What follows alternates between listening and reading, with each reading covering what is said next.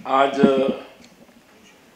हम सबके लिए ही बहुत हर्ष का विषय है कि हमारे बीच में माननीय मदन दास जी, माननीय नितिन जी, राजकुमार भाटिया जी और बहुत सारे बहुत वरिष्ठ लोग, अनुभवी और समाज जीवन के बहुत प्रमुख क्षेत्रों में अत्यंत महत्वपूर्ण भूमिका निभा रहे ऐसे बहुत सारे लोग यहाँ आए हैं। सबको अभिवादन।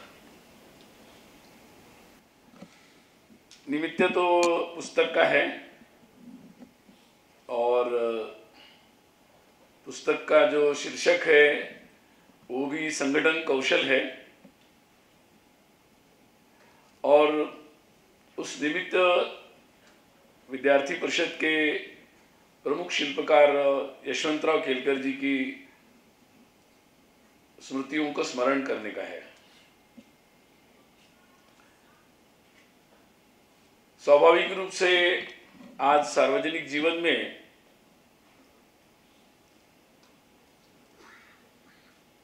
संघ की प्रेरणा से जो विद्यार्थी परिषद की स्थापना हुई और तत्पश्चात आज स्वयं नितिन जी भी यहाँ उपस्थित है। ऐसे बहुत सारे राजनीति से लेकर जीवन के कितने सारे ऐसे क्षेत्र हैं कि जहाँ पर कार्यकर्ताओं ने अपने कर्तृत्व, अपने सद्गुण और एक भविष्य के बारे में जो एक उनके मन में आशा और आकांक्षा है उसको लेकर कुछ दम के साथ आगे बढ़ने का जो संकल्प है उसका एक बहुत व्यापक परिचय समाज के सामने आ रहा है। उसके कारण स्वाभाविक रूप से ही ऐसे कार्यकर्ता कहाँ बनते हैं, उनके ये स्वभाव कहाँ बनते हैं, कैसे बनते हैं, वो फैक्ट्री कौन सी है और कहाँ है, किसने शुरू की, कैसे शुरू हुई, कैसे चलती है, इसके बारे में भी बहुत सारी उत्सुकता समाज में केवल विचारशील लोगों के बीच में नहीं, सामान्य लोगों के बीच में भी है और इसका बार बार अनुभव भी आ रहा है। और इसलिए ये बात बिल्कुल उससे मैं भी बिल्कुल सहमत हूं कि संक्षिप्त में नहीं, ये बात बहुत विस्तार से समाज के सामने आना आवश्यक है। इसका भी एक महत्वपूर्ण कारण है। डॉक्टर हेडगेवार जी ने जब राष्ट्रीय स्वयंसेवक संघ स्थापित किया तो उन्होंने एक बात उसी दिन से बहुत स्पष्ट रखी कि ये समाज में संगठन हमें नहीं करना है, बनाना नहीं है एक संगठन, तो पूरे समाज को ही संगठित करना है। और इसलिए हमारा कोई ये ट्रेडमार्क नहीं है, कोई हमारा ट्रेड सीक्रेट नहीं है कि जिसको हमें अपने पास रखना है। इसको बहुत ही सुलभ शब्दों में समाज के हर वर्ग तक, समाज के हर घटक, हर स्तर तक हमें पहुंचाना है और बहुत जरूरी है।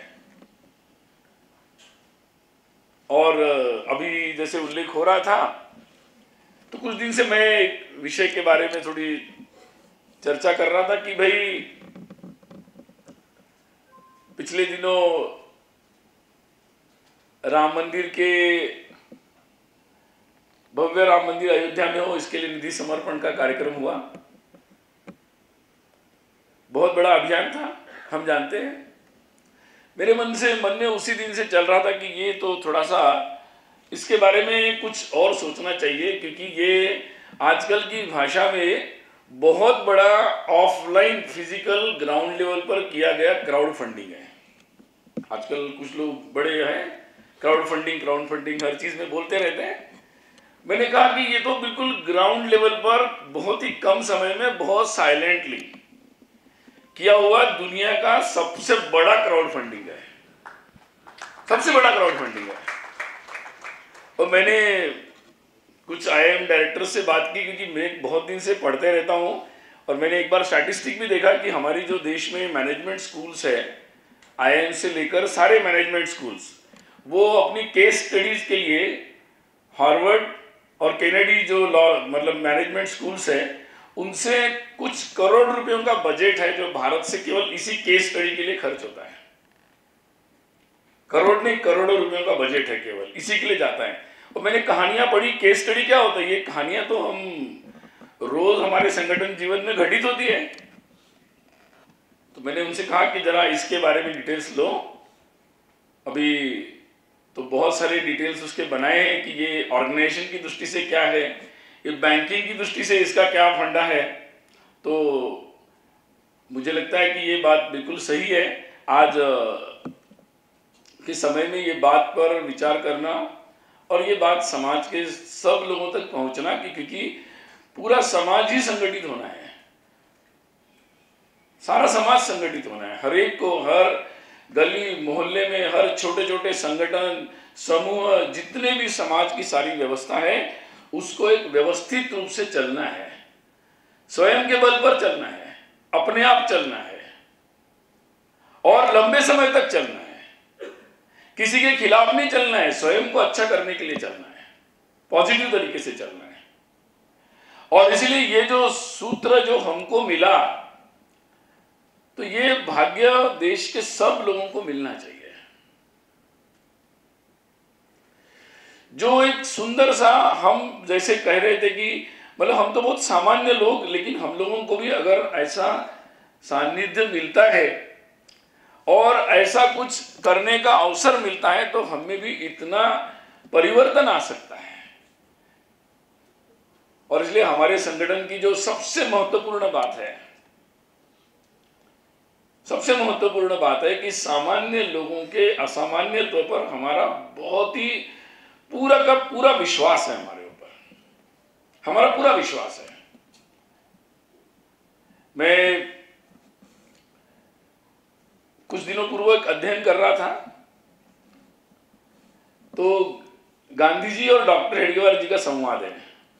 जब वो संघ के शिविर में आए थे और उसके बाद उनका संवाद हुआ, वो संवाद में उन्होंने पूछा कि आप इतना अच्छा संगठन कर रहे हो और ऐसा आप संगठन कर रहे हो, तो आपने ये संगठन कांग्रेस में क्यों नहीं शुरू किया, आपने ये काम कांग्रेस में क्यों नहीं शुरू किया? गांधी जी ने उनको प्रश्न पूछा है। तो डॉक्टर जी ने कहा कि किसी भी कार्य का, कोई भी कार्य अगर उसका उद्देश्य केवल राजनीतिक हो तो इससे देश नहीं बन सकता। और दूसरी बात उन्होंने कही उनको कि उस समय जो पद्धति चल रही थी कि नेता अलग थे और कार्यकर्ता अलग थे। कार्यकर्ताओं का या वॉलेंटियर्स जिसको उन दिनों कहते थे, उनका काम केवल उनके आगे पीछे घूमना था। उनका इससे देश नहीं बनेगा। मैं उन सब सामान्य लोगों के अंदर जो शक्ति है उसको जोड़ना चाहता हूं और ये अंतर को समाप्त करना चाहता हूं।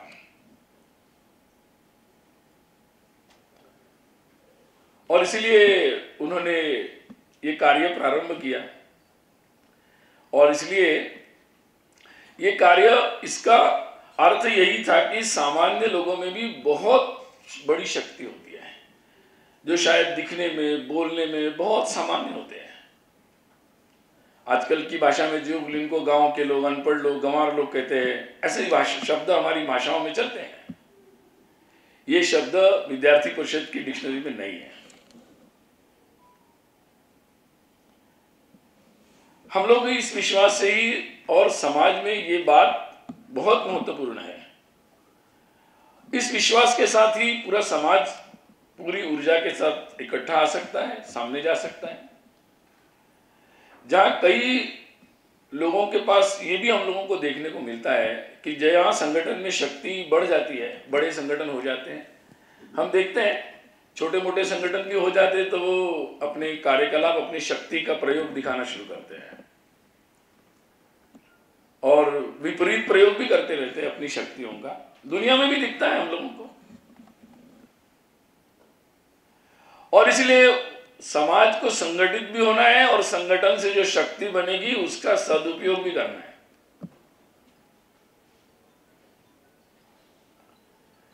और इसलिए संगठन तो है ना, हमारे अभी अफगानिस्तान में भी बड़ा एक संगठन बना तालिबान, उसने, उसके बाद भी पावर आई तो अपनी पावर दिखा रहे हैं। तो पावर तो दिखाने वाले बहुत लोग होते हैं, लेकिन अपनी शक्ति का उपयोग और इसीलिए विद्यार्थी परिषद में, संघ में जो संस्कार भी मिलता है, एक दूसरे को अपनी इस शक्ति का उपयोग, सदुपयोग करना है। मतलब जो शक्ति बनेगी उसकी दिशा किस दिशा में कैसी होगी, कहाँ जाएंगे, उसको कहाँ लेकर जाएंगे। तो इसके बारे में जो एक महत्वपूर्ण आग्रह यशवंतराव जी या विद्यार्थी परिषद के सब लोगों ने लगातार हर पीढ़ी के सामने ये रखा, क्योंकि जब 17-18 साल में, 20 साल में कोई भी नौजवान युवक युवती आते हैं तो उनके अंदर एक भरपूर ऊर्जा होती है। और सबसे पहले हम ये बात सीखते हैं कि भाई ये जहां कई लोग मानते हैं कि ये सारे लोग अगर इकट्ठा आएंगे तो बड़ा न्यूसेंस करेंगे, सबसे पहला विश्वास ही महत्वपूर्ण है कि ये न्यूसेंस नहीं करेंगे। अगर इनको सही बात संभाल ली जाए, सही दिशा दे दी जाए तो ये बहुत अच्छा काम कर सकते हैं। मैंने इस किताब में भी लिखा, हमारे कॉलेज में एक एयर चीफ मार्शल होते थे, उन दिनों रिटायर्ड हुए थे, ओपी मेहरा, वो आए थे। मैंने इस किताब में भी लिखा उसको, वो हमारे कॉलेज में आए थे। हम लोग बस, मुझे लगता है फर्स्ट सेकंड ईयर पढ़ रहे होंगे डिग्री में। तो एयर चीफ मार्शल से रिटायर्ड होके आए थे। उन्होंने बात बताई कि देखिए ऐसा होता है कि जो एरोगेंस होता है, मतलब जिसको हिंदी में अक्कड़ बोल सकते हैं, या बिल्कुल मैं तो अपने तरीके से करूंगा, ये जो एरोगेंस होता है, तो वो एरोगेंस बहुत इंपॉर्टेंट है। उन्होंने कहा इसको डोंट टेक इट नेगेटिवली, इसको नकारात्मक रूप से मत लीजिए। अगर किसी में एरोगेंस है तो टेक इट पॉजिटिवली, क्योंकि वो दम आप कहीं से ला नहीं सकते, वो ओरिजिनल है, वो बहुत इंपॉर्टेंट है। और इसलिए उसको आप, उन्होंने कहा कि जिसके पास ये एरोगेंस होता है, तभी मेरे जो जवान होते हैं वो विमान लेके जाते हैं, उनको मैं बोलता हूं कि जाओ उधर जाके अपना विमान लेके जाओ और बम डाल के आओ। तो उसी एरोगेंस में वो लेके जाते हैं, उस हिम्मत से और डक करके आते काम। तो कोई अच्छा काम करने के लिए भी आप एरोगेंस का उपयोग कर सकते हैं, बट एरोगेंस जरूरी है। अगर आप उसने सही दिशा दे दी तो वो अच्छा काम करेगा, नहीं तो फिर नकारात्मक होगा, विध्वंसक बनेगा। मुझे लगता है कि सबसे बड़ा मैनेजमेंट अगर कोई चाहिए, इस एनर्जी का जो मैनेजमेंट है वो ही इंपॉर्टेंट है। अगर उस एनर्जी मैनेजमेंट हमारा ठीक हो गया, होता है ना, हम लोग साइंस में भी पढ़ते हैं ना, एटॉमिक एनर्जी का न्यूक्लियर पावर एनर्जी भी बन सकता है, विस्फोट भी हो सकता है, सेम इक्वली। तो संगठन में हमारा जो ये हम लोगों ने समाज के सामने रखा है, बहुत सारे अभिभावक, समाज की बहुत सारी व्यवस्थाएं, तंत्र इसी चिंता में रहते हैं कि क्या करें इसका। मुझे लगता है कि आज इसकी समाज को बहुत ज्यादा आवश्यकता है कि हम अपनी अगली जो नौजवान पीढ़ी है उसको कैसे संभालें, उसकी ओर कैसा देखें, उसको कैसा हैंडल करें, और उनकी एरोगेंस, उनकी जो एनर्जी है उसका राष्ट्र में बहुत सारी चीजें करने में कैसा लगाएं। यही सरकारों के सामने भी प्रश्न है, यही बहुत सारे लोगों के सामने प्रश्न है। मुझे लगता है कि हमारा संघ, विद्यार्थी परिषद, ये हम लोगों ने जो एक यशस्वी रूप से प्रयोग किया है, और मुझे लगता है कि बहुत सारे लोग जो बहुत कर्तृत्व कर रहे हैं परिषद से निकलकर भी, वो अपने उस जमाने में बहुत एरोगेंट ही थे। उनके उस एरोगेंस को ही बहुत अच्छे तरीके से संभाला गया और उसको सही दिशा मिल गई, और इसीलिए वो बहुत अच्छे तरीके से आज काम कर सकते सार्वजनिक जीवन में। तो ये इसको कैसे किया जाए, ये प्रश्न केवल हमारे संगठन का नहीं है कि हमारे कार्यकर्ताओं को हम संभाल ले, ये प्रश्न हर घर का है, समाज में हर व्यक्ति के सामने ये प्रश्न आ रहा है। और इसलिए हमारा जो ये, मैं तंत्र नहीं बोलूंगा, ये भाव जो हमारा है, जिस भाव से हम करते हैं, तंत्र तो बनाया जा सकता है लेकिन तंत्र चलाया नहीं जा सकता। तंत्र तो बनते रहते हैं, शासकीय तंत्र भी बनता है, लेकिन तंत्र चलाया नहीं जा सकता। तंत्र चलाने के लिए भाव चाहिए, जिसके बारे में नितिन जी भी उल्लेख कर रहे थे कि मशीनरी तो सरकारी भी होती है, लेकिन अगर भाव जुड़ जाए उसमें सही तरीके का, तो उससे भी काम अच्छा किया जा सकता है। ऐसा कुछ नहीं कि कोई तंत्र खराब है। तो ये जो कई धारणाएं समाज में है कि ये तंत्र अच्छा है, ये खराब है, वो ठीक है, वो खराब है, नहीं, उसको सही भाव से हैंडल नहीं किया जा रहा है, उसके कारण समस्या आ रही है। संगठन में भी है, समाज में बहुत सारे संगठन बनते, राजनीतिक दल बनते, बहुत सारी चीजें होती है। उसका भी अगर अध्ययन करेंगे तो ध्यान में आता है, जहां केवल तंत्र से, अपने आदेश से दुनिया चलाई जाती है, वहां समस्याएं आती है और आनी ही है समस्या। जहां इस भाव से सारी व्यवस्था को हैंडल किया जाता है और उसमें निश्चित रूप से प्रमुखों की भूमिका ज्यादा अच्छी महत्वपूर्ण होती है, तो वहां ये समस्याओं के समाधान होते हैं और बहुत अच्छे तरीके से कार्य संपन्न होता रहता है।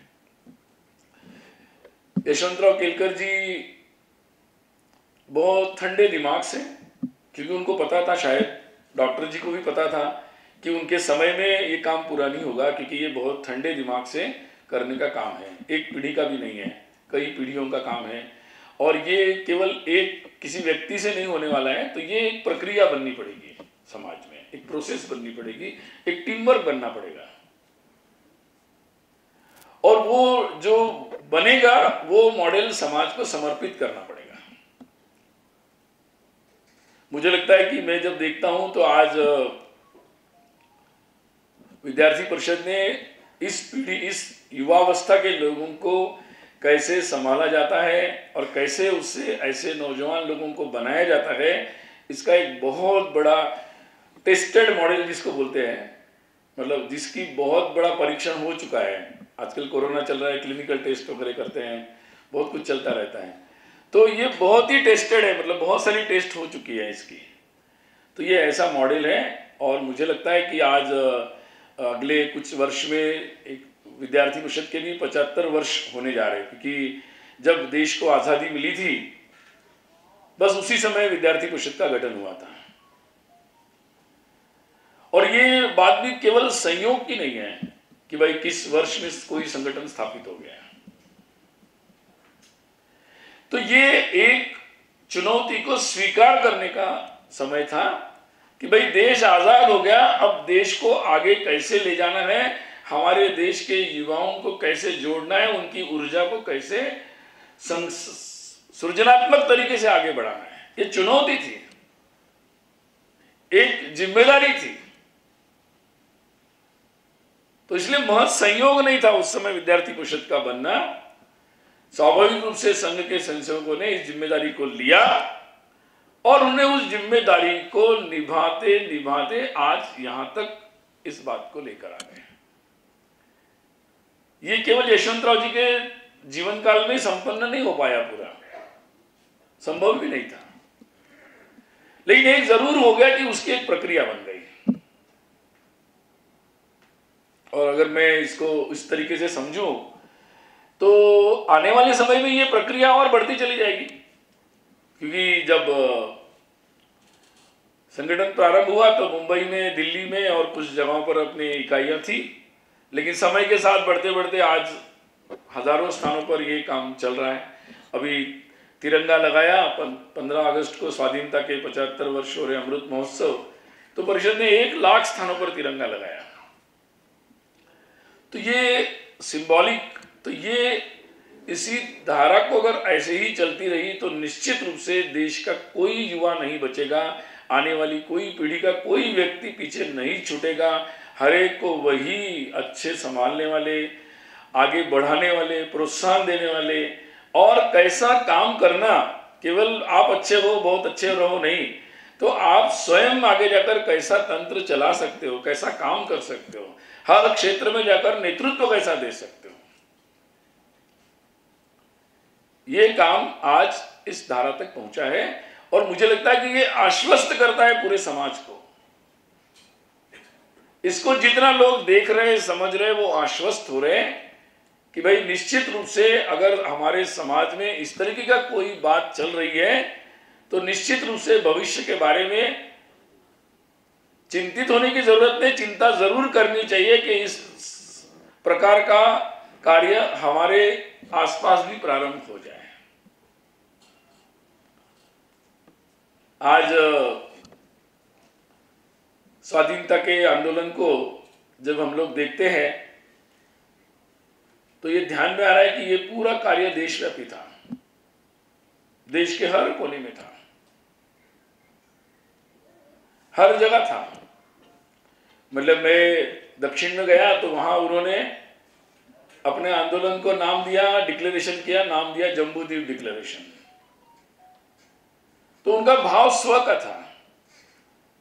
अभी अभी सूचना मिली कि नागालैंड और मणिपुर के लोग भी अंडमान जेल में अंग्रेजों से लड़ते हुए गए थे, उसकी सूचियां मिली है।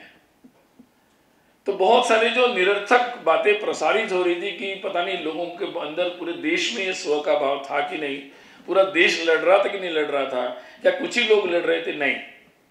तो ये बात स्थापित हो रही है।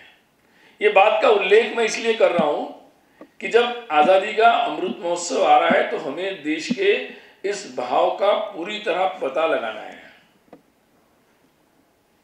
क्योंकि ये भाव का पता लगना इतना आवश्यक है कि इससे जो एक आत्मविश्वास लोगों के अंदर आएगा वो बहुत बड़ा काम करेगा। और इसलिए जब ये भाव लोगों को मिलेगा, हमारे संगठन जैसी व्यवस्थाएं लोगों को उपलब्ध होगी, तो मुझे लगता है कि हम लोग बहुत जो अपेक्षित परिवर्तन है वो उस दिशा में बहुत गति से आगे बढ़ सकते हैं। एक बात छोटी सी और ध्यान में आती है कि समाज में बहुत सारे ऐसी विकराल समस्याएं हैं, लेकिन दूसरी तरफ ये भी बहुत देखने को मिल रहा है कि बहुत सारे नौजवान बहुत अच्छा काम करने के लिए आगे आ रहे हैं।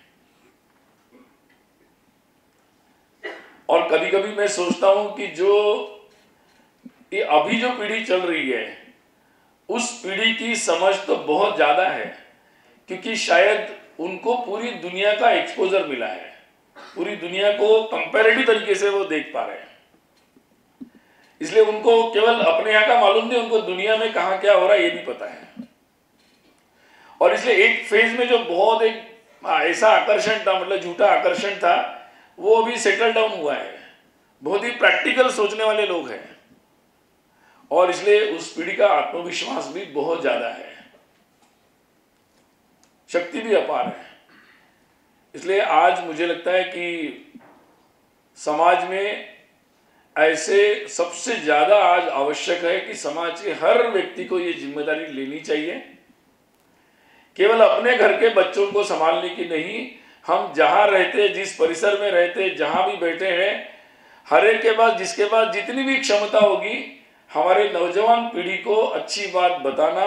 दो आप अच्छी बात भी बताते तो आप बहुत अच्छा काम कर रहे हैं। आप उनको दो अच्छी बात करने के लिए मदद करते, सहयोग करते, आप और ज्यादा अच्छी बात कर रहे हैं।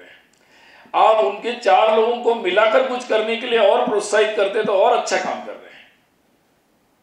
तो मुझे लगता है कि ये काम कोई केवल किसी को अब ये एक संगठन के तंत्र के भरोसे बैठने से नहीं होगा। अब ये तंत्र का जो मॉडल है वो सबके सामने ओपन है